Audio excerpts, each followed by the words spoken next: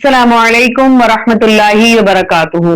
الحمد للہ وکفا وسلام علی عباد الذین اصطفیٰ، اما بعد فاعوذ باللہ من الشیطان الرجیم، بسم اللہ الرحمن الرحیم۔ قال اللہ تعالی فی القرآن الکریم وما ابرئ نفسی ان النفس لامارۃ بالسوء الا ما رحم ربی ان ربی غفور رحیم۔ عزیز کی بیوی نے اپنی گفتگو جاری رکھتے ہوئے کہا، میں اپنے آپ کو گناہ کے ارادے سے معصوم قرار نہیں دیتی اور نہ میں اپنے نفس کی پاکیزگی کا ڈھنڈورا پیٹتی ہوں، کیونکہ انسانی نفس کا معاملہ یہ ہے کہ وہ تو بہت زیادہ برائی پر آمادہ کرنے والا ہے، جس کی وجہ سے اس کا شہوانی امور کی طرف میلان ہے اور اس سے باز رہنا مشکل ہے۔ ہاں، جس شخص پر اللہ تعالیٰ رحم کرے وہ اسے برائی کا حکم دینے سے باز رکھتا ہے۔ بلا شبہ میرا رب اپنے توبہ کرنے والے بندوں کو بہت زیادہ بخشنے والا اور ان پر خوب رحم کرنے والا ہے۔ اب کہا جاتا ہے کہ یا تو یہ جو ہے نفس کی برائی کے بارے میں جو کہا گیا وہ یا تو یوسف علیہ السلام نے کہا یا عزیز مصر کی بیوی نے کہا، دونوں میں سے، لیکن اللہ تعالیٰ نے جو بات بیان کی وہ نہایت ہی خوبصورت ہے۔ اب آج سے ہمارا الحمدللہ 13واں پارا جو ہے وہ سٹارٹ ہو رہا ہے۔ اس میں 3 صورتیں بیان ہوئی ہیں، سورہ یوسف کا آخری حصہ، سورہ الرعد اور سورہ ابراہیم۔ اب اس میں سورہ یوسف کا جو باقی حصہ ہے، اس میں یوسف علیہ السلام کی زندگی کے 3 حصے آئے ہیں۔ پہلا حصہ اپنے ان کے گھر میں جو گزرا تھا وہ ہم نے پڑھا، دوسرا حصہ جو تھا وہ مصر میں غلام کی حیثیت سے تھا، اور تیسرا حصہ جو اس خاص آج کا جو تذکرہ بنے گا وہ ان کا کہ جو انہوں نے ان کو اللہ تعالیٰ نے ایک حکمران کی سی حیثیت دی تھی کہ ان کو ناظم خزانہ حکومت کے کاموں کی ذمہ داری مل گئی تھی اللہ کی طرف سے، تو اس میں وہ بیان کیا جائے گا۔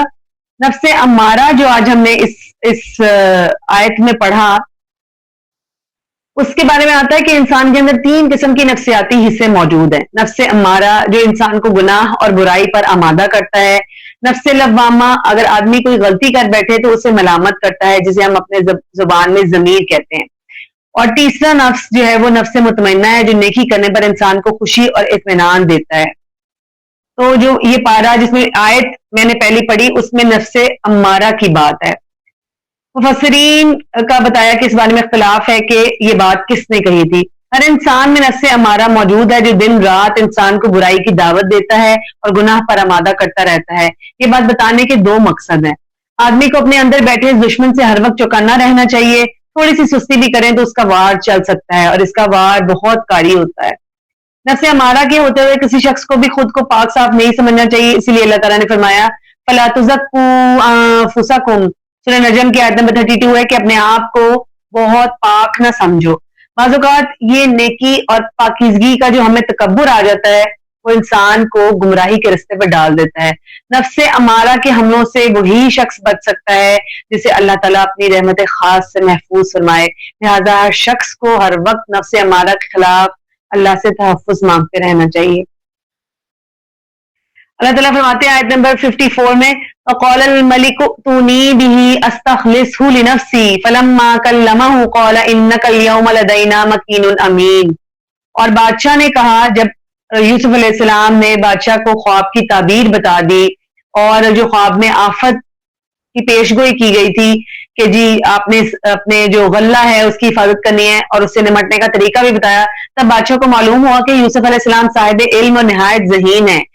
اس نے سیدنا یوسف علیہ السلام کو حکومت میں رہ کر خدمات انجام دینے کی خواہش کا اظہار کرتے ہوئے جو ہے اس آیت میں اس کا ذکر ہے 54 میں، اور بادشاہ نے کہا اسے میرے پاس لاؤ کہ میں اسے اپنے لیے خاص کر لوں۔ پھر جب اس نے اس سے بات کی تو کہا بلا شبہ تو آج ہمارے ہاں صاحب اقتدار اور امانت دار ہے۔ سیدنا یوسف علیہ السلام نے فرمایا قَالَ اجْعَلْنِي عَلَى خَزَائِنِ الْأَرْضِ إِنِّي حَفِيظٌ عَلِيمٌ۔ آیت نمبر 55 اس نے کہا مجھے اس زمین کے خزانوں پر مقرر کر دے۔ یوسف علیہ السلام کہہ رہے ہیں یعنی کہ ان کو پتہ تھا ان کے اندر یہ کوالٹی ہے اور وہ سنبھال سکتے ہیں، بے شک میں پوری طرح حفاظت کرنے والا اور خوب جاننے والا ہوں۔ اس طریقے سے اللہ تعالیٰ نے یوسف علیہ السلام کو ایک غلام سے اٹھا کر حکومت کا اہم ترین حصہ بنا دیا۔ پھر آگے اللہ تعالیٰ فرماتے ہیں آیت نمبر 56 میں وَكَذَلِكَ مَكَّنَّا لِيُوسُفَ فِي الْأَرْضِ لِيَتَبَوَّأَ مِنْهَا حَيْثُ يَشَاءُ نُصِيبُ بِرَحْمَتِنَا مَن نَّشَاءُ वला नुदिउ अजरुल मुहसिनीन, और इसी तरह हमने इस सरजमीन में यूसुफ अलैहिस्सलाम को इक़्तिदार अता फरमाया, इसमें से जहां चाहता जगह पकड़ता था, यानी अपनी मर्जी से जहां मर्जी जा सकते थे। हम अपनी रहमत को जिसे चाहते हैं पहुंचा देते हैं, और हम नेकी करने वालों का अजर जाया नहीं करते। अब सैयदना यूसुफ अलैहिस्सलाम के भाई कैसे मिले आके, अब वो पूरा वाकया इंशाअल्लाह ताला बयान किया जाएगा। शाही मिस्र के ख्वाब के मुताबिक जब कहत साली का दौर शुरू हुआ तो कुछ ही वक्त के बाद आसपास के ममालिक में गल्ला खत्म हो गया, जबकि मिस्र में यूसुफ अलैहिस्सलाम की ताबीर और तदबीर से वाफर गल्ला मौजूद था। ये ऐसा इल्म और हिकमत थी जो अल्लाह ताला ने यूसुफ अलैहिस्सलाम को सिखाई थी, और इसके अलावा ख्वाबों की ताबीर भी। तब हमसाया ममालिक के लोग मिस्र से गल्ला लेने के लिए आए। इस घर से सैयदना यूसुफ अलैहिस्सलाम के भाई भी आए।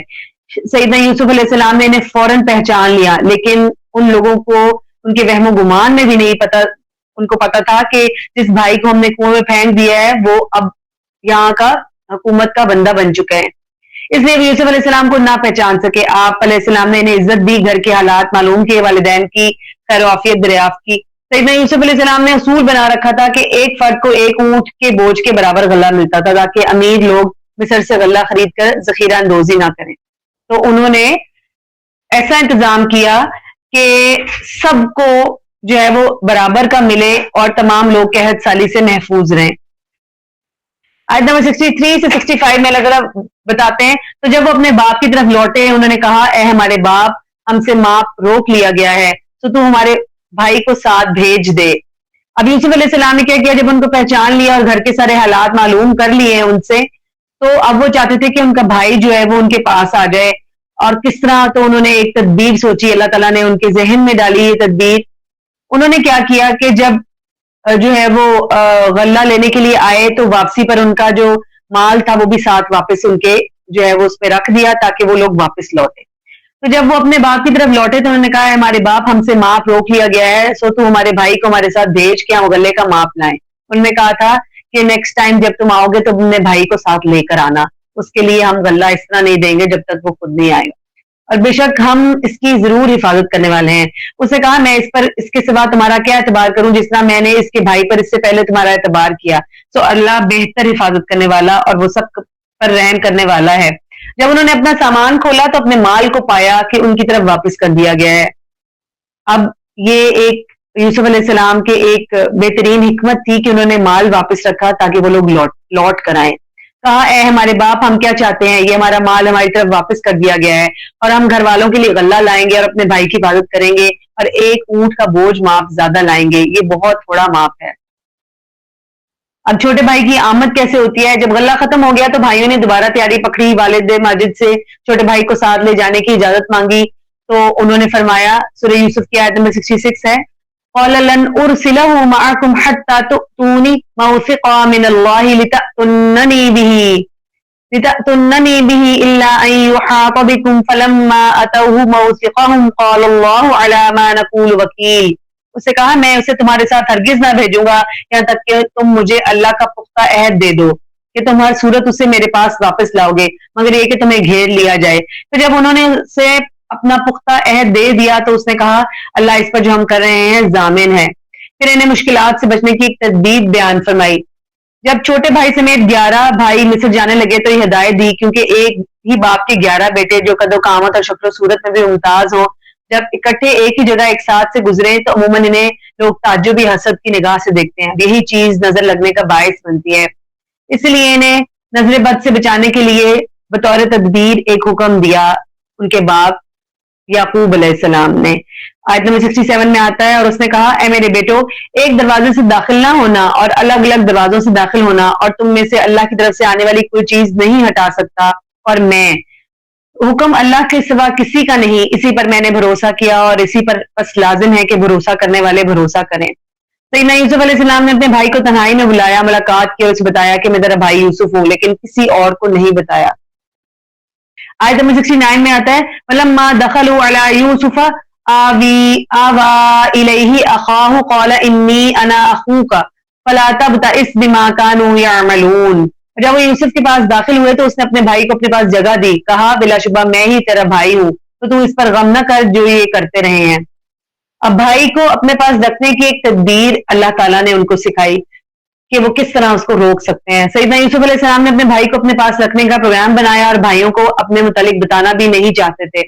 تو پھر سوال یہ تھا کہ حقیقی بھائی کو اپنے پاس کیسے رکھتے. اللہ تعالیٰ نے انہیں ایک تدبیر سجائی اور وہ یہ تھی کہ اپنے بھائی کے سامان میں بادشاہ کا ایک پیالہ رکھوا دیا. جب قافلہ چل پڑا تو حکومت کے آدمیوں نے پیچھے سے آواز دے کر قافلے کو روک لیا. کہا تم میں سے کسی شخص نے چوری کی ہے. انہوں نے پوچھا کیا چوری ہو گئی. انہوں نے کہا ہم بادشاہ کا پیمانہ گم پاتے ہیں, جو اسے لے کر آئے گا اسے ایک اونٹ کے بوجھ کے برابر غلہ دیا جائے گا. انہوں نے کہا ہم کوئی پہلی دفعہ نہیں آئے, آپ کو پتا ہے کہ ہم نے چوری نہیں کی. حکومت کے لوگوں نے کہا اگر چوری ثابت ہو جائے تو اس شخص کی کیا سزا ہوگی. انہوں نے کہا وہی شخص اس کی سزا ہوگا جس کے سامان سے وہ پیالہ نکلے گا. اس سے سزا پوچھنے کی وجہ یہ تھی کہ ان کی شریعت میں چوری کی سزا یہ تھی کہ چور کو کچھ وقت تک اس گھر والوں کی خدمت کرنا ہوتی تھی جس گھر سے اس نے چوری کی ہوتی تھی. یہی سیدنا یوسف علیہ السلام چاہتے تھے. تلاشی شروع ہوئی. تلاشی لینے والوں نے چھوٹے بھائی کے تھیلے سے پہلے دوسرے بھائیوں کے تھیلوں سے تلاشی لینی شروع کی تاکہ شک نہ ہو. چلتے چلتے چھوٹے بھائی کے تھیلے کی تلاشی لی تو اس سے پیالہ نکال لیا. انہی اصول کے تحت یوسف علیہ السلام نے اپنے بھائی کو اپنے پاس رکھ لیا. اس تدبیر کے متعلق اللہ تعالیٰ فرماتے ہیں كذلك كدنا ليوسف ما كان ليأخذ أخاه في دين الملك إلا أن يشاء الله نرفع درجات من نشاء وفوق كل ذي علم عليم. آیت نمبر 76 ہے. اسی طرح ہم نے یوسف کے لیے تدبیر کی. ممکن نہ تھا کہ وہاں کے شاہی قانون میں وہ اپنے بھائی کو رکھ لیتا مگر یہ کہ اللہ چاہے. ہم جسے چاہتے ہیں درجوں میں بلند کر دیتے ہیں اور ہر علم والے سے اوپر ایک سب کچھ جاننے والا ہے. یعنی اللہ تعالیٰ نے یہ تدبیر ان کو سکھائی تھی.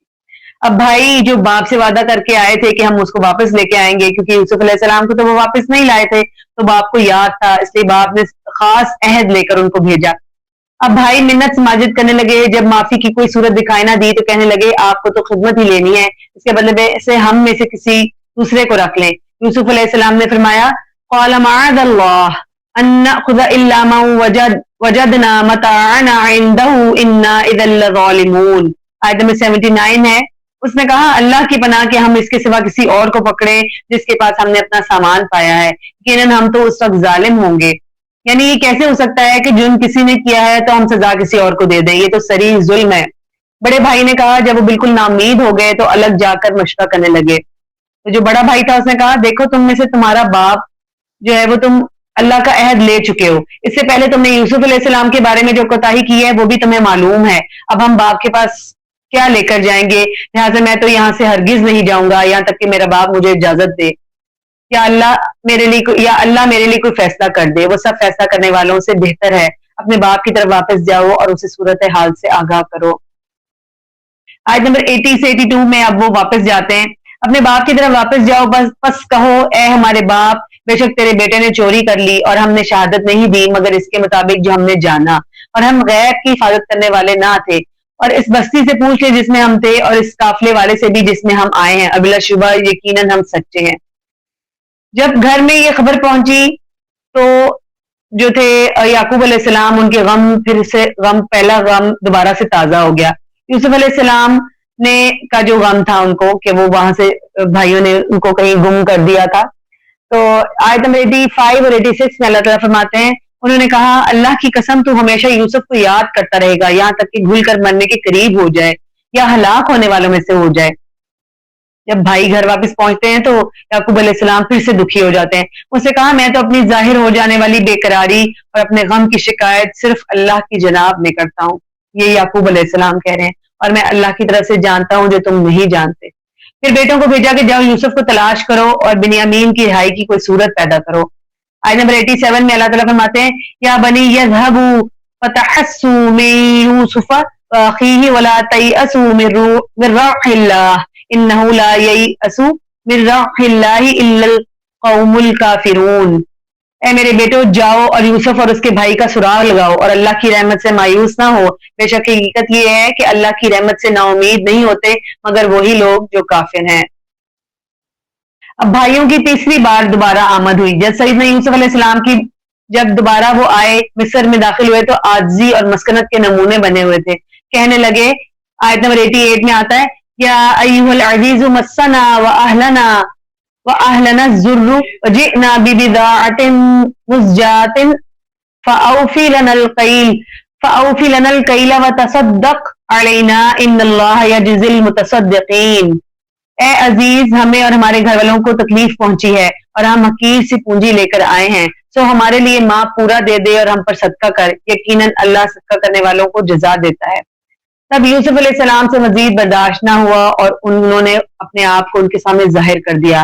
اول تو انہیں یقین نہ آیا، کہنے لگے تو کیا تو یوسف ہے؟ فرمایا انا یوسف ھذا اخی قد من اللہ علینا انہ من یتقی ویصبر فان اللہ لا یضیع اجر المحسنین۔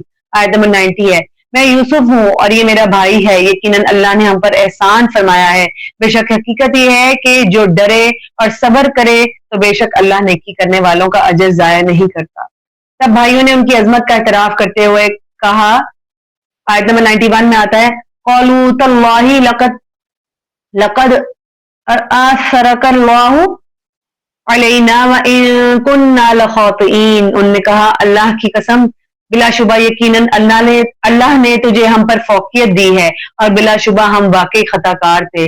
تب سیدنا یوسف علیہ السلام نے انہیں معاف کرتے ہوئے فرمایا قال لا تثریب علیکم اليوم یغفر اللہ لکم وہو ارحم الراحمین۔ آیت نمبر 92 ہے۔ اور یوسف علیہ السلام دیکھیں کتنے خوبصورت الفاظ اللہ تعالیٰ نے ان کو سکھائے اور انہوں نے ان کو معاف کیا۔ اس نے کہا آج تم پر کوئی ملامت نہیں، اللہ تمہیں بخشنے اور وہ رحم کرنے والوں میں سب سے زیادہ رحم کرنے والا ہے۔ سبحان اللہ، سیدنا یوسف علیہ السلام کا کیا کمال حوصلہ تھا کہ کیسے ان کے زندگی کے حالات بدل گئے، کہاں کہاں اللہ تعالیٰ نے وہ لے کر گئے۔ پہلے جو کنواں تھا اس میں قید ہو گئے، اس کے بعد جو ہے وہ جیل میں قید ہو گئے، لیکن اللہ تعالیٰ نے جو ہے وہ کیسے ان کو دل دیا تھا کہ انہوں نے معاف کر دیا۔ اگر کوئی اور شخص ہوتا تو ایسے لوگوں کو ہرگز معاف نہ کرتا بلکہ سخت ترین سزائیں دیتا۔ اب رسول اللہ صلی اللہ علیہ وسلم جب فتح مکہ کے بعد آئے تو انہوں نے بھی جو ہے وہ ایسے ہی معاف کیا سب کو، اور اللہ تعالیٰ کے حکم سے جو آیات نازل ہوئی بنی اسرائیل کی 81 وَجَاءَ الْحَقُّ وَزَهَقَ الْبَاطِلُ إِنَّ الْبَاطِلَ كَانَ زَهُوقًا۔ جب فارغ ہوئے نماز پڑھ لی تو آ کر دروازے کی چوکھٹ کے دونوں کناروں کو پکڑا، پھر فرمایا اے قریشیوں کی جماعت تم میرے بارے میں کیا کہتے ہو؟ انہوں نے کہا ہم کہتے ہیں آپ رحیم اور کریم بھتیجے اور چچا زاد بھائی ہیں۔ آپ صلی اللہ علیہ وسلم نے ان کے سامنے اپنی بات کو دوبارہ دہرایا، انہوں نے پھر وہی جواب دیا تو آپ صلی اللہ علیہ وسلم نے فرمایا پھر میں وہی کہتا ہوں جو میرے بھائی یوسف نے کہا علیہ السلام نے، لا تثریب علیکم اليوم یغفر اللہ لکم وہو ارحم الراحمین۔ سورہ یوسف کی آیت نمبر 92 رسول اللہ صلی اللہ علیہ وسلم نے تلاوت فرمائی۔ چانچہ وہ سب نکل آئے اور آپ صلی اللہ علیہ وسلم کے ہاتھ پر اسلام کی بیعت کر لی۔ سنن نسائی کی روایت ہے۔ یوسف علیہ السلام نے اپنی قمیض بھیج کر بھائیوں کے ہاتھ بھیجی کہ جاؤ والد محترم کے چہرے پر ڈالنا تو میری جدائی میں روتے روتے ان کی بنائی جو ختم ہو گئی ہے وہ لوٹ آئے گی، پھر تمام گھر والوں کو لے کر مصر میں آ جاؤ۔ پھر فرمایا اذهبوا بقمیصی هذا فالقوه على وجه ابی یأتی بصیرا وَأْتُونِي بِأَهْلِكُمْ أَجْمَعِينَ۔ آیت نمبر 93 ہے، میری یہ قمیص لے جاؤ اور اسے اپنے باپ کے چہرے پر ڈال دینا، وہ بینا ہو جائے گا، اور اپنے گھر والوں کو سب کو میرے پاس لے آؤ۔ جیسے ہی یوسف علیہ السلام کے بھائیوں کو قافلہ مصر سے روانہ ہوا، فلسطین میں بیٹھے ہوئے یعقوب علیہ السلام نے کہا کہ مجھے یوسف کی خوشبو آتی ہے۔ گھر والوں نے کہا کہ آپ اب بھی اپنی پرانی بھول بھلائیوں میں پڑے ہیں۔ جب قافلہ گھر پہنچا یوسف علیہ السلام کی قمیص یعقوب علیہ السلام کے چہرے پر ڈالی گئی تو ان کی بینائی لوٹ آئی۔ یعقوب علیہ السلام نے فرمایا قال الم اقل لکم انی اعلم من اللہ ما لا تعلمون۔ آیت 96 ہے، کہنے لگا کیا میں نے تم سے نہ کہا تھا کہ بے شک میں اللہ کی طرف سے وہ جانتا ہوں جو تم نہیں جانتے۔ اب یعقوب علیہ السلام کو تو پہلے سے پتا تھا کہ شاید یوسف علیہ السلام کو اللہ تعالیٰ نبوت سے سرفراز فرمانے والے ہیں۔ یہ وہ یقین ہے جو وحی کے علم سے انسانوں کو حاصل ہوتا ہے، یعنی اللہ کے خاص انسانوں انبیاء کو۔ علم وحی کے علاوہ دنیا میں سب گمان اور ظن ہے، اس کے علاوہ کچھ بھی نہیں۔ اب پورے خاندان کی مصر میں آمد ہوئی۔ جب پورا خاندان فلسطین سے ہجرت کر کے مصر کی سرحد پر پہنچا تو یوسف علیہ السلام نے اپنے پورے لشکر سمیت ان کا استقبال کیا، اپنے والدین کو اپنے ساتھ تخت پر بٹھایا، وہ سب کے سب یوسف علیہ السلام کے سامنے سجدہ ریز ہو گئے۔ اب یہ یہاں پر سجدہ کرنے کا جو بیان کیا گیا قصہ، وہ یاد رہے کہ پہلی امتوں میں سجدہ تعظیمی جائز تھا، سجدہ عبادت ہمیشہ سے اللہ کے لیے رہا اور باقی سب کے لیے حرام ہے، صرف اور صرف اللہ کے لیے جائز ہے۔ لیکن اس یعنی یعقوب علیہ السلام کی امت میں یوسف علیہ السلام میں سجدہ تعظیمی جو تھا وہ جائز تھا، لیکن اب سجدہ تعظیمی بھی جائز نہیں، اب وہ بھی حرام ہے امت مسلمہ یعنی امت محمدیہ کے لیے۔ यूसुफ अलैहिस्सलाम ने जब वालिदैन और 11 भाइयों को अपने सामने सजदा करते हुए पाया तो कहा, या अबती हाज़ा तअवीलु रुअया मिन क़ब्लु क़द जअलहा रब्बी हक़्क़ा। आयत नंबर 100 है, ए मेरे बाप, ये मेरे पहले ख्वाब की ताबीर है, बेशक मेरे रब ने उसे सच्चा कर दिया। क्या ख्वाब देखा था यूसुफ अलैहिस्सलाम ने? कि चांद, सूरज और 11 सितारे उनको सजदा कर रहे हैं। इसके अलावा भी मेरे रब ने मुझ पर बहुत एहसान किए, उसने मुझे जेल से निकाला, आपको सहरा से लाकर यहाँ मिला दिया, शैतान ने मेरे और मेरे भाइयों के दरमियान फसाद डाल दिया। अब वो फसादी किसको कह रहे हैं? शैतान को। अल्लाह ताला ने दोबारा हमें मिलाया। फिर दुआ करते हुए यूसुफ अलैहिस्सलाम कहने लगे, रब्बी क़द आतैतनी मिनल मुल्की व अल्लमतनी मिन तअवीलिल अहादीस फातिरस समावाति वल अर्द अंत वलिय्यी फिद दुनिया वल आखिरह तवफ़्फ़नी मुस्लिमन वल्हिक़नी बिस्सॉलिहीन। आयत नंबर 101 है, ऐ मेरे रब, बेशक तूने मुझे हुकूमत में से हिस्सा दिया और बातों की असल हकीकत में से कुछ सिखाया। आसमानों और जमीन को पैदा करने वाले, दुनिया और आखिरत में तू ही मेरा मददगार रहेगा। मुझे मुस्लिम होने की हालत में फौत कर और मुझे नेक लोगों के साथ मिला दे। ये यूसुफ अलैहिस्सलाम की दुआ बहुत खूबसूरत है, इसको अपनी दुआओं में शामिल कर लें। आप यहाँ से ऐसे भी पढ़ सकते हैं, अल्लाहुम्मा फातिरस समावाति वल अर्द अंत वलिय्यी फिद दुनिया वल आखिरह तवफ़्फ़नी मुस्लिमन वल्हिक़नी बिस्सॉलिहीन। इस वाक़े के आईना में मक्का वालों को तंबीह करना था, पूरा वाक़या, क्योंकि ये बनी इसराइल ने पूछवाया था, यानी यहूदियों ने पूछवाया था नबी सल्लल्लाहु अलैहि वसल्लम को कि उनको तो पता ही नहीं चलेगा, तो अल्लाह ताला ने पूरी की पूरी सूरत नाजिल कर दी, ऐसे जैसे रसूलुल्लाह सल्लल्लाहु अलैहि वसल्लम सब कुछ अपनी आंखों से देख रहे हैं। इतना इस वाक़े की डिटेल और एक एक चीज अल्लाह ताला ने बयान फरमाई।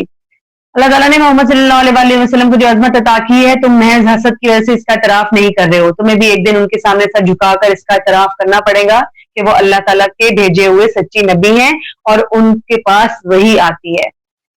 सूरह राद को इंशाअल्लाह हम शुरू करते हैं। सूरह राद भी रसूलुल्लाह सल्लल्लाहु अलैहि वसल्लम के मक्का में क़याम के आखिरी दौर में नाजिल हुई, जब मुशरिकीन का कुफ्र, तौहीद, अकीदा, आखिरत और रिसालत का इनकार अपनी आखिरी हदों को छू रहा था, बल्कि मुशरिकीन मक्का रसूलुल्लाह सल्लल्लाहु अलैहि वसल्लम और आपके मिशन के खिलाफ बड़ी सख्त चालें चल रहे थे। इस सूरत में अल्लाह ताला का कई जहतों से तारुफ पेश किया गया है पहले, और उनमें अल्लाह ताला की तख्लीकात के हवाले से बात है, अल्लाह ताला का आलिमुल गैब और पूरी कायनात का मुदब्बिर होने के जाविये से बात है। कायनात की एक एक मखलूक अल्लाह ताला की रुबूबियत को तस्लीम करती है, इसके सामने सरबसजूद होती है और इसके हुक्म के आगे जो है वो सर झुका देती है। तख्लीकात के जरिए अल्लाह ताला का तारुफ कराते हुए अल्लाह ताला ने खुद फरमाया, आयत नंबर 2 से 4 तक है, अल्लाह वो है जिसने आसमानों को बुलंद किया बगैर सतूनों के, जिन्हें तुम देखते हो, फिर वो अर्श पर बुलंद हुआ और उसने सूरज और चांद को मुसख्खर किया, हर एक एक मुकर्ररा वक्त के लिए चल रहा है, वो हर काम की तदबीर करता है, खोल खोल कर आयात बयान करता है ताकि तुम अपने रब की मुलाकात का यकीन कर लो। और वही है जिसने जमीन को फैलाया और इसने पहाड़ और नदियां बनाई और इसने तमाम फलों में से एक एक जोड़ा, यानी जोड़ा बनाया, दो दो एक एक जोड़ा दो दो किस्म का बनाया, और रात को दिन पर उड़ा देता है। बिलाशुबा इसमें लोगों के लिए यकीनन बहुत सी निशानियां हैं जो गौर व फिक्र करते हैं। अल्लाह ताला अपना तारुफ बयान करके हमें गौर व फिक्र की दावत दे रहे हैं। और जमीन में से एक दूसरे से मिले हुए मुख्तलिफ टुकड़े हैं, और अंगूरों के बाग और खेती और खजूर के दरख्त कई तनों वाले और एक तने वाले, जिन्हें एक ही पानी से सराब किया जाता है, और हम इनमें से बाज को फल में बाज पर फौकियत देते हैं। बिलाशुबा इसमें लोगों के लिए यकीनन बहुत सी निशानियां हैं जो वो समझते हैं। कैसी खूबसूरत चीजें अल्लाह ताला कायनात की निशानियां याद करवा के देखो, मैंने अपनी जो कायनात की नेमतें तुम्हें नजर आती हैं उन्हीं से ही मुझे ढूंढ लो। अल्लाह ताला गौर व फिक्र की दावत देते हैं। अब अल्लाह ताला आलिमुल गैब कैसे है और पूरी कायनात का मुदब्बिर और निगरान है। अल्लाह ताला खुद फरमाते हैं आयत नंबर 8 to 11 में, अल्लाह जानता है जो हर मादा उठाए हुए है और जो कुछ रहम कम करते हैं और जो ज्यादा करते हैं, यानी कि रहम मादर में जो घटता बढ़ता है बच्चा जैसा भी, तो वो अल्लाह ताला उसके बारे में बयान करे, और हर चीज उसके यहाँ एक अंदाजे से है। वो गैब और हाजिर को जानने वाला बहुत बड़ा निहायत बुलंद है। बराबर है तुम में से जो लोग छुपा कर करें और जो उसे बुलंद आवाज से करे, और जो कोई रात को बिल्कुल छुपा हुआ है और जो रात को यानी रात हर चीज छुपा लेती है, और जो दिन को जाहिर फिरने वाला है। इसके लिए उसके आगे और उसके पीछे एक के बाद दिगरे आने वाले कई पहर हैं, यानी दिन और रात जब बदल रहे होते हैं तो कई पहर आते हैं, आधी रात और फिर सुबह होने लगती है, फिर दोपहर आती है, फिर اثر ہونے لگتی ہے. تو یہ اللہ تعالیٰ مراد لے رہے جو اللہ کے حکم سے اس کی حفاظت کرتے ہیں. بے شک اللہ انہیں بدلتا جو کوئی کسی قوم میں ہے یہاں تک کہ وہ اسے بدلے، یعنی کہ اللہ تعالیٰ اس وقت تک اس قوم کی حالت نہیں بدلتے جب تک کہ وہ خود ارادہ نہ کرے اپنی حالت بدلنے کا. وہ اسے بدلیں جو ان کے دلوں میں ہے، اور جب اللہ کسی قوم کے ساتھ برائی کا ارادہ کر لے تو اسے ہٹانے کی کوئی صورت نہیں، اور اس کے علاوہ ان کا کوئی مددگار نہیں. اس کا یہ ساری آیات جو ہیں ان کا بتانا جو ہے وہ اس کا مقصد یہ ہے کہ جو ذات اتنی باریک بین ہے، کائنات کا کوئی ذرہ بھی اس کی نگاہ سے پوشیدہ نہیں ہے، تو اللہ تعالیٰ فرماتے ہیں کہ اے انسان تو کیوں کر یہ سمجھتا ہے کہ تو اور تیرے اعمال اس کی نگاہ سے پوشیدہ رہ جائیں گے. پھر بتایا کہ اس عظیم کائنات کی ہر چیز اللہ کو اپنا خالق اور مالک جانتی ہے اور اس کے سامنے سجدہ کیے ہوئے ہے. اللہ تعالیٰ فرماتے ہیں وَالَّذِي يُرِيكُمُ الْبَرْقَ خَوْفًا وَطَمَعًا وَيُنشِئُ السَّحَابَ الثِّقَالَ وَيُسَبِّحُ الرَّعْدُ بِحَمْدِهِ وَالْمَلَائِكَةُ مِنْ خِيفَتِهِ فَيُرْسِلُ الصَّوَاعِقَ فَيُصِيبُ بِهَا مَن يَشَاءُ وَهُمْ يُجَادِلُونَ فِي اللَّهِ وَهُوَ الشَّدِيدُ الْمِحَالِ. آیت نمبر 12 اور 13 ہے. وہی ہے جو تمہیں بجلی دکھاتا ہے ڈرانے اور امید دلانے کے لیے، اور بھاری بادل پیدا کرتا ہے، اور بادل کی گرج اس کی حمد کے ساتھ تسبیح کرتی ہے، اور فرشتے بھی اس کی خوف سے، اور وہ کڑکڑانے والی بجلیاں بھیجتا ہے پھر انہیں ڈال دیتا ہے جس پر چاہتا ہے، جبکہ وہ اللہ کے بارے میں جھگڑے ہوتے ہیں اور وہ بہت سخت اور قوت والا ہے. مزید اللہ تعالیٰ نے فرمایا وَلِلَّهِ يَسْجُدُ مَن فِي السَّمَاوَاتِ وَالْأَرْضِ طَوْعًا وَكَرْهًا وَظِلَالُهُم بِالْغُدُوِّ وَالْآصَالِ. آیت نمبر 15 ہے. اور آسمان اور زمین میں جو بھی ہے اللہ ہی کو سجدہ کر رہا ہے، خوشی اور ناخوشی سے، اور ان کے سائے بھی پہلے اور پچھلے پہر. یہ آیت سجدہ ہے، اس پر سجدہ کر لیجئے گا.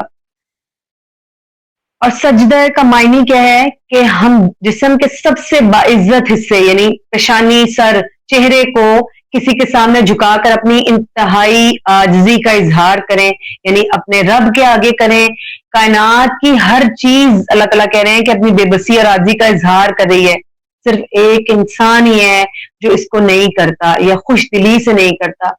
نیز ہر چیز کا سایہ بھی خوشی اور ناخوشی سے اللہ تعالیٰ کے سامنے ہی سجدہ ریز ہے. پھر ایسے میں انسان جو بے بس ہے اور اس کو مشکل کشا نہیں سمجھتا تو یہ انسان کی کتنی بڑی نادانی ہے. اللہ تعالیٰ خالق ہے، کائنات کا مالک ہے، تو پھر ہم نے عبادت اور دعا جو ہے وہ کس کی کرنی ہے؟ اسی کی کرنی ہے اور کسی کے لیے نہیں کرنی. لَهُ دَعْوَةُ الْحَقِّ وَالَّذِينَ يَدْعُونَ مِن دُونِهِ لَا يَسْتَجِيبُونَ لَهُم بِشَيْءٍ. سورہ رات کی آیت نمبر 14 ہے. برحق پکارنا صرف اسی کے لیے ہے، اور جن کو وہ اس کے سوا پکارتے ہیں وہ ان کی دعا کا کچھ بھی جواب نہیں دیتے یا قبول ہی نہیں کرتے، کر ہی نہیں سکتے.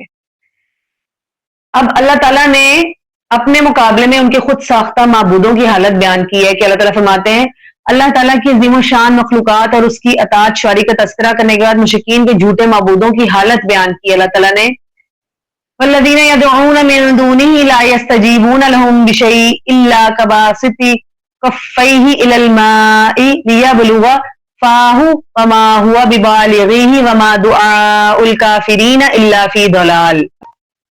اور جن کو وہ اس کے سوا پکارتے ہیں وہ ان کی دعا کچھ بھی قبول نہیں کرتے مگر اس شخص کی طرح جو اپنی دونوں ہتھیلیاں پانی کی طرف پھیلانے والا ہے تاکہ وہ اس کے منہ تک پہنچ جائے، حالانکہ وہ اس تک ہرگز پہنچنے والا نہیں. اور نہیں ہے کافروں کا پکارنا مگر سراسر بے سود. یعنی جس طرح کوئی پیاسا پانی کے پاس کھڑا ہو کر پانی سے فریاد کرے کہ میرے منہ میں آ جا، جس طرح پانی اس کی فریاد نہیں سن سکتا اور اس کے منہ میں جا کر اس کی پیاس نہیں بجھا سکتا، اسی طرح ان کے بنائے ہوئے خود ساختہ معبود بھی ان کی فریاد نہیں سن سکتے اور نہ ہی ان کے کام آ سکتے ہیں. آگے اللہ تعالیٰ سورت کے آیت نمبر 16 میں فرماتے ہیں کہ پھر کیا تم نے اس کے سوا کچھ کارساز بنا رکھے ہیں جو اپنی جانوں کے لیے نہ کسی نفع کے مالک ہیں نہ نقصان کے؟ کہہ دے کیا اندھا اور دیکھنے والا برابر ہوتے ہیں؟ یا کیا اندھیرے اور روشنی برابر ہو سکتے ہیں؟ یا انہوں نے اللہ کے لیے کچھ شریک بنا لیے ہیں جنہوں نے اس کے پیدا کرنے کی طرح پیدا کیا ہے تو پیدائش ان پر گڑبڑ ہو گئی. کہہ دے اللہ ہر چیز کو پیدا کرنے والا ہے اور وہی ایک نہایت ہے زبردست ہے. اب اللہ تعالیٰ انسان کی حفاظت کس طرح کرتے ہیں اس کے بارے میں بتایا جا رہا ہے کہ لَهُ مُعَقَّبَاتٌ مِّن بَيْنِ يَدَيْهِ وَمِن خَلْفِهِ يَحْفَظُونَهُ مِنْ أَمْرِ اللَّهِ. اس کے لیے اس کے آگے اور پیچھے یک کے بعد دیگرے آنے والے کئی پہرے دار ہیں جو اللہ کے حکم سے اس کی حفاظت کرتے ہیں۔ اللہ تعالیٰ نے ہمارے اوپر اتنے فرشتے جو ہیں وہ مقرر کیے ہوئے ہیں کہ وہ ہماری حفاظت کرتے ہیں۔ ایک آنکھ کے اوپر کہا جاتا ہے کہ کتنے فرشتے حفاظت کے لیے مقرر ہیں، تو جب تک ہمیں موت نہیں آتی اللہ کے حکم سے فرشتے ہماری حفاظت کرتے ہیں۔ اللہ تعالیٰ آگے فرماتے ہیں، حق کی مخالفت پر تنبیہ کرتے ہوئے کہتے ہیں، ان اللہ لا یغیر ما بقوم حتی یغیروا ما بانفسہم واذا اراد اللہ بقوم سوءا فلا مرد له وما لهم من دونہ من وال۔ بے شک اللہ نہیں بدلتا جو کسی قوم میں ہے یہاں تک کہ وہ اس سے بدلے جو ان کے دلوں میں ہے۔ جب اللہ کسی قوم کے ساتھ برائی کا ارادہ کر لے تو اسے ہٹانے کی کوئی صورت نہیں اور اس کے علاوہ ان کا کوئی مددگار نہیں۔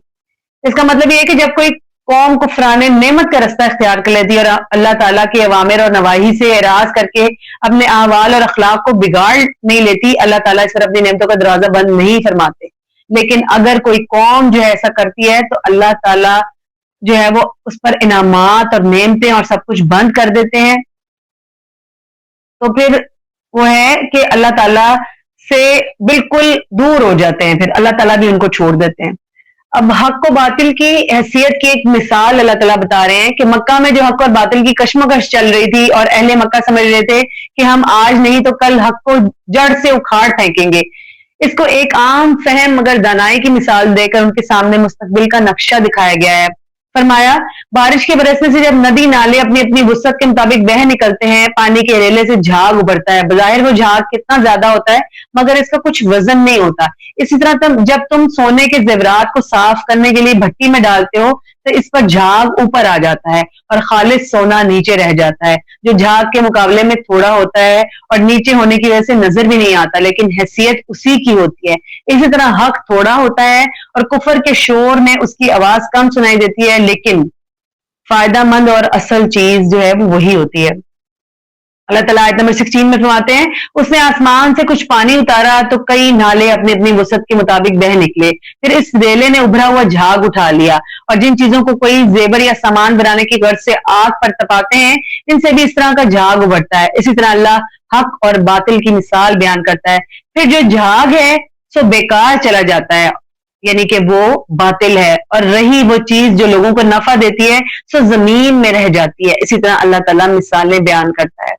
پھر کفار اور مسلمانوں کے انجام کا جو ہے وہ تذکرہ کیا گیا، للذین استجابوا لربهم الحسنى والذین لم يستجیبوا له لو ان لهم ما في الارض جميعا ومثله معه لافتدوا به اولئک لهم سوء الحساب ومأواهم جہنم وبئس المہاد۔ آیت نمبر 18 ہے، جن لوگوں نے اپنے رب کی بات قبول کر لی انہی کے لیے بھلائی ہے، اور جنہوں نے اس کی بات قبول نہ کی اگر ان کے پاس وہ سب کچھ ہو جو زمین میں ہے اور اس کے ساتھ اتنا اور بھی ہو تو وہ ضرور اسے فدیے میں دے دے، یعنی کہ اپنی جان چھڑانے کے لیے اگر فدیہ دینے کی کوشش کریں۔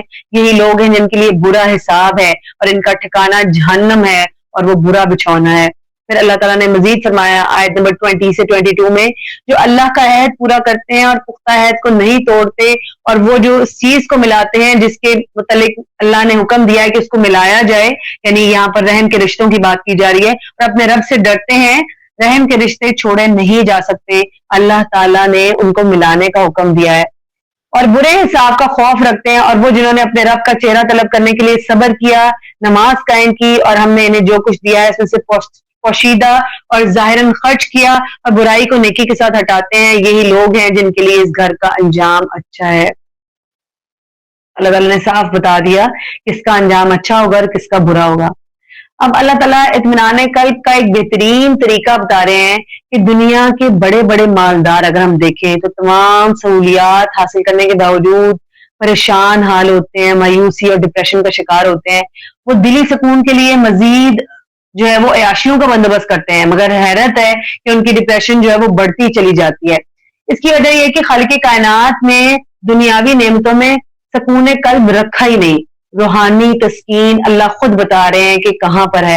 الذین آمنوا، یعنی آمنو جو کریں گے ان کی روحانی تسکین پھر کہاں ہوگی؟ وتطمئن قلوبهم بذکر اللہ، الا بذکر اللہ تطمئن القلوب۔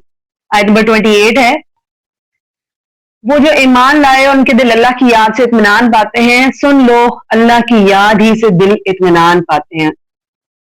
اللہ کو ماننا جو ہے وہ ہمارے روح کے سکون کا باعث ہے، اور اللہ کی عبادت کرنا اور اس کا حکم ماننا جو ہے وہ روح کی غذا ہے۔ اللہ تعالیٰ اب مشرکین کے بارے میں بات کرتے ہوئے کہہ رہے ہیں کہ جب بھی رسول اللہ صلی اللہ علیہ وسلم قریش کو دعوت توحید دیتے، وہ جواب میں کسی نہ کسی معجزے کا مطالبہ کر دیتے، لیکن اللہ تعالیٰ کا اپنا نظام اور اصول ہے، وہ لوگوں کے مطالبے پر اپنے اصول نہیں بدلتا، اپنی سنتیں اللہ تعالیٰ نہیں بدلتا۔ اس سے بعض اوقات مسلمان بھی یہ سوچنے لگ جاتے ہیں کہ اللہ تعالیٰ کوئی بڑی نشانی کیوں نہیں دکھاتا، شاید یہ لوگ نشانی دیکھ کر ایمان لے آئیں۔ یعنی وہ سمجھتے تھے کہ کافر بالکل تیار بیٹھے ہیں، ادھر نشانی ظاہر ہوگی، دوسری طرف سارا مکہ مسلمان ہو جائے گا۔ تو اللہ تعالیٰ نے مسلمانوں کو سمجھاتے ہوئے فرمایا، آیت نمبر 31 میں آتا ہے، اور واقعی اگر کوئی ایسا قرآن ہوتا جس کے ذریعے پہاڑ چلائے جاتے، یا اس کے ذریعے زمین قطع کی جاتی، یا اس کے ذریعے مردوں سے کلام کیا جاتا، بلکہ کام سارے کا سارا اللہ کے اختیار میں ہے، تو کیا جو لوگ ایمان لائے ہیں مایوس نہیں ہو گئے کہ اگر اللہ چاہے تو یقیناً سب کے سب لوگوں کو ہدایت دے دے؟ اور وہ لوگ جنہوں نے کفر کیا ہمیشہ اس حال میں رہیں گے کہ انہیں اس کی وجہ سے جو انہوں نے کیا کوئی نہ کوئی سخت مصیبت پیش آتی رہے گی، یا ان کے گھر کے قریب اترتی رہے گی، یہاں تک کہ اللہ کا وعدہ آ جائے، یعنی قیامت۔ بے شک اللہ وعدے کی خلاف ورزی نہیں کرتا، قیامت آ جائے یا ان کی موت آ جائے۔ تو اللہ تعالیٰ فرما رہے ہیں کہ کوئی بھی یہ معجزہ جو یہ مطالبہ کرتے ہیں، یہ ایمان سے پہلو تہی کرنے کے لیے یہ مطالبات کرتے ہیں۔ ان کی سوچ یہ ہے کہ نہ نبی معجزہ لا سکے گا اور نہ ہمیں ایمان لانے کے لیے مجبور کرے گا۔ اگر انہیں ایمان لانا ہوتا تو ان کے ارد گرد بہت سی نشانیاں بکھری پڑی ہیں، یہ ان کو دیکھ کر بھی ایمان لا سکتے تھے۔ یہاں پر جب معجزہ مانگا جاتا تھا، کیونکہ پچھلی ساری قوموں میں معجزات دے کر نبیوں کو بھیجا گیا تھا، رسول اللہ صلی اللہ علیہ وسلم کے جو معجزات تھے وہ مختلف قسم کے تھے، ایسے نہیں تھے یعنی کہ مکہ والے کوئی بھی معجزہ مانگے اور رسول اللہ صلی اللہ علیہ وسلم لے کر آ جائیں، ایسا اللہ تعالیٰ نے وہ نہیں دیا تھا۔ اور معجزات تھے یقیناً رسول اللہ صلی اللہ علیہ وسلم کے، جیسے چاند 2 ٹکڑے ہو گیا، اور ان کے جہاں پہ ایک صحابی نے جنگ کی حالت میں بہت کم کھانے کا سامان تھا، تو رسول اللہ صلی اللہ علیہ وسلم نے فرمایا کہ جو ہے اوپر سے کھانے کے ہانڈی کے اوپر سے اب ڈھکنا نہ ہٹانا، اور پھر اس میں سے تھوڑا سا سائڈ پہ کر کے نکالتے جانا، تو وہ اتنے بڑے ایک لشکر نے کھانا کھا لیا۔ اس کے علاوہ رسول اللہ صلی اللہ علیہ وسلم کا روب جو تھا وہ 1 مہینے کی مسافت سے جو ہے وہ دشمنوں کے دلوں پہ ڈال دیا جاتا۔ پھر رسول اللہ صلی اللہ علیہ وسلم کے ہاتھوں میں کنکریوں نے تسبیح کی۔ اس کے علاوہ اور بہت سے معجزات ہیں رسول اللہ صلی اللہ علیہ وسلم کے، لیکن فتح مکہ کے اوپر بھی معجزہ تھا بہت بڑا کہ فتح جنگ کے بغیر ہو گئی، اللہ تعالیٰ نے یہ جو ہے وہ رکھا۔ اور اس کے علاوہ ایسا نہیں تھا کہ مکہ والے کوئی معجزہ مانگتے رسول اللہ صلی اللہ علیہ وسلم جو ہے وہ اس کو پیش کرتے، یعنی اللہ ان کو وہ معجزہ دے دیتے، تو ایسا نہیں ہوا تھا۔ سورہ ابراہیم ہم شروع کرنے جا رہے ہیں۔ سورہ ابراہیم اور سورہ رات کے بعد مکہ میں آپ صلی اللہ علیہ وسلم کے آخری دور میں نازل ہوئی، جب مشرکین اپنے طاقت کے بل بوتے پر رسول اللہ صلی اللہ علیہ وسلم کو مکہ سے نکالنے کی منصوبہ بندی کر رہے تھے۔ اس صورت میں اللہ تعالیٰ نے نعمتوں سے نوازنے اور نعمتیں چھیننے کے 2 اصول بیان کیے ہیں، اور وہ ہے شکر اور ناشکری۔ پوری صورت میں انہی اصولوں کی وضاحت کی گئی ہے۔ اب قرآن پاک کا جو مقصد نزول تھا، قرآن کریم جو ہے وہ کوئی قصہ کہانیوں کی کتاب نہیں ہے کہ اس سے کنارہ کشی اختیار کرنے سے کوئی فرق نہیں پڑے گا، بلکہ یہ لوگوں کو ظلمات سے نکالنے اور روشنی کی طرف رہنمائی کرنے والی ایک گائیڈ ہے۔ اللہ تعالیٰ فرماتے ہیں سورہ ابراہیم کی آیت نمبر 1 میں، الف لام را کتاب انزلناہ الیک لتخرج الناس من الظلمات الی النور باذن ربہم الی صراط العزیز الحمید۔ الف لام را ایک کتاب ہے جسے ہم نے تیری طرف نازل کیا تاکہ تو لوگوں کو اندھیروں سے روشنی کی طرف نکال لائے ان کے رب کے اذن سے، اس کے رستے کی طرف جو سب پر غالب اور بے حد تعریف والا ہے۔ محمد صلی اللہ علیہ وسلم اللہ کے رسول ہیں، تمہاری زبان میں اللہ کا پیغام پہنچاتے ہیں، لہذا ان کی دعوت اور پیغام کو مشکل نہ سمجھو۔ جس نے ان کی بات پر کان نہ دھرے اس کے گمراہ ہونے میں کوئی شک نہیں ہے، اللہ تعالیٰ خود فرمائے، اور وہ اسی مشن پر ہیں جو مشن موسیٰ علیہ السلام لے کر آئے تھے، اور ان کی دعوت وہی ہے جو موسیٰ علیہ السلام کی دعوت تھی۔ اللہ تعالیٰ آیت نمبر 4 اور 5 میں فرما رہے ہیں، اور ہم نے کوئی رسول نہیں بھیجا مگر اس کی قوم کی زبان میں ہوتا تھا تاکہ وہ ان کے لیے کھول کر بیان کرے، پھر اللہ گمراہ کر دیتا ہے جسے چاہتا ہے اور ہدایت دیتا ہے جسے وہ چاہتا ہے، اور وہی سب پر غالب کمال حکمت والا ہے۔ اب اللہ شبہ یقیناً ہم نے موسیٰ علیہ السلام کو اپنی نشانیاں دے کر بھیجا کہ اپنی قوم کو اندھیروں سے روشنی کی طرف نکال اور انہیں اللہ کے دن یاد دلا۔ بلا شبہ اسی میں ہر ایسے شخص کے لیے یقیناً بہت سی نشانیاں ہیں جو بہت صبر کرنے والا اور بہت شکر کرنے والا ہے. یعنی اللہ کو ماننے اور اس کی توحید کے اقرار کرنے کا مطلب یہ ہے کہ اللہ کی نعمتوں کو تسلیم کیا جائے اور اس پر اللہ کا شکر ادا کیا جائے. شکر ادا کرنے سے نعمتوں میں اضافہ ہوتا ہے اور ناشکری باعث عذاب ہے. اللہ تعالیٰ کی نعمتوں میں سب سے بڑی نعمت ایمان ہے. جو شخص اس نعمت کو تسلیم کرتا ہے اللہ تعالیٰ انہیں دنیا اور آخرت کی کامیابیوں سے نوازتا ہے. اور جنہوں نے ناشکری کی، ایمان لانے سے انکار کیا اور انبیاء کی مخالفت کی، تو تاریخ ان کی تباہ کن داستانوں سے بھری پڑی ہے، اور ہم پیچھے پچھلے پارے میں جو ہے وہ پڑھ کے آئے ہیں. اب نعمتوں میں زیادتی اور کمی کا اصول اللہ تعالیٰ بتا رہے ہیں کہ اہل مکہ رسول اللہ صلی اللہ علیہ وسلم کے پیغام کو اس لیے رد کر رہے تھے کہ ان کے پاس مال و دولت وافر تھی، جس نے ان کے اندر تکبر پیدا کر دیا تھا. اسی وجہ سے وہ غریب صحابہ کرام رضی اللہ عنہم کو نفرت کی نگاہ سے دیکھتے تھے اور ان کے ساتھ بیٹھنے کو پسند بھی نہیں کرتے تھے. وہ کہتے تھے کہ یہ دین ایسا ہے کہ سارے لوگ غریب کیوں ہیں اس میں. انہیں تنبیہ کرتے ہوئے نعمتوں میں کمی اور زیادتی کا ایک اصول بیان کیا گیا. فرمایا اللہ تعالیٰ نے وَإِذْ تَأَذَّنَ رَبُّكُمْ لَئِن شَكَرْتُمْ لَأَزِيدَنَّكُمْ وَلَئِن كَفَرْتُمْ إِنَّ عَذَابِي لَشَدِيدٌ. آیت نمبر 7 ہے. اور جب تمہارے رب نے صاف اعلان کر دیا کہ بے شک اگر تم شکر کرو گے تو میں ضرور تمہیں زیادہ دوں گا، اور بے شک اگر تم ناشکری کرو گے تو بلا شبہ میرا عذاب یقیناً بہت سخت ہے. یعنی اگر تم اللہ کے حکم کے سامنے سر تسلیم خم کرو گے تو وہ تمہارے مال و دولت اور انعام و اکرام میں اضافہ کرے گا، اور اگر تمہاری موجودہ روش میں کوئی فرق نہ آیا تو بہت جلد اللہ تعالیٰ تمہیں ان نعمتوں سے محروم کر کے بھوک اور خوف کے عذاب میں مبتلا کر دے گا. فرعون، قوم نوح، قوم عاد اور سمود کی تاریخ تمہارے سامنے ہے. پہلے انہیں اللہ نے اپنی نعمتوں سے سرفراز کیا، لیکن جب انہوں نے ناشکری کی. شکر کیا ہوتا ہے؟ اللہ کی دی ہوئی نعمتوں کو اسی کے راستے میں اچھے طریقے سے استعمال کیا جائے. لیکن جب انہوں نے ناشکری کی، روش اختیار کی اور اللہ کے انبیاء کی بات ماننے سے انکار کر دیا تو تباہی اور بربادی ان پر مسلط کر دی گئی. اب سابقہ اقوام کی ناشکری کی تاریخ بیان کرتے ہوئے اللہ تعالیٰ فرماتے ہیں وَقَالَ الَّذِينَ كَفَرُوا لِرُسُلِهِمْ لَنُخْرِجَنَّكُمْ مِنْ أَرْضِنَا أَوْ لَتَعُودُنَّ فِي مِلَّتِنَا فَأَوْحَىٰ إِلَيْهِمْ رَبُّهُمْ لَنُهْلِكَنَّ الظَّالِمِينَ.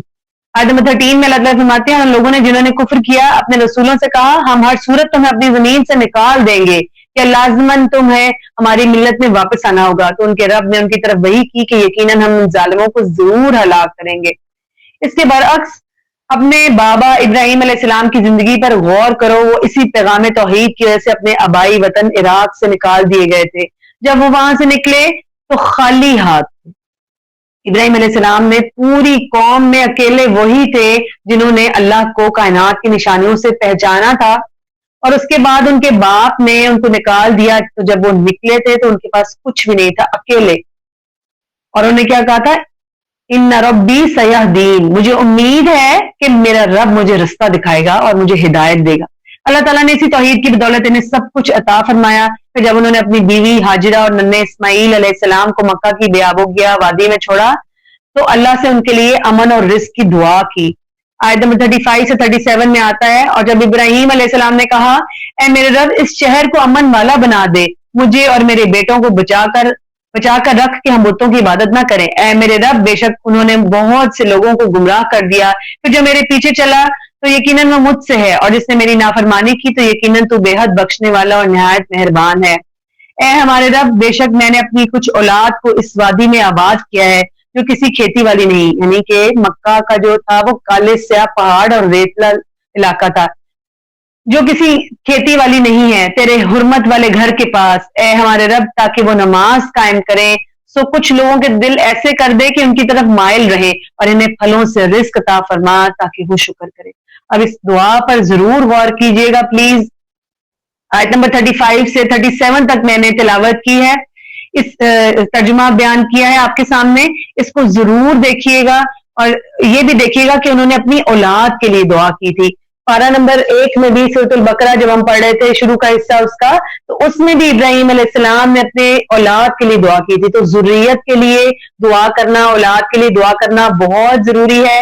ماں باپ جو ہے وہ وقت نکالیں اس چیز کے لیے کہ اللہ تعالیٰ ہماری اولاد کو نیک اور صالح بنائے.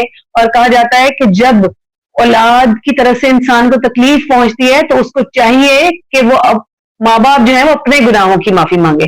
تو یہ ضرور کیجیے گا.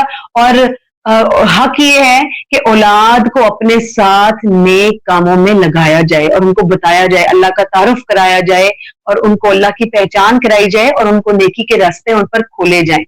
اللہ تعالیٰ نے اسی دعا کے سبب انہیں اور ان کی اولاد کو کس طرح نوازا کہ ہزاروں سال بعد آج تک بھی ہم اس سے فائدہ اٹھا رہے ہیں۔ اور آج ہماری حالت کیا ہے کہ آتاکم من کل ما سألتموہ وإن تعدوا نعمت اللہ لا تحصوها ان الانسان لظلوم کفار۔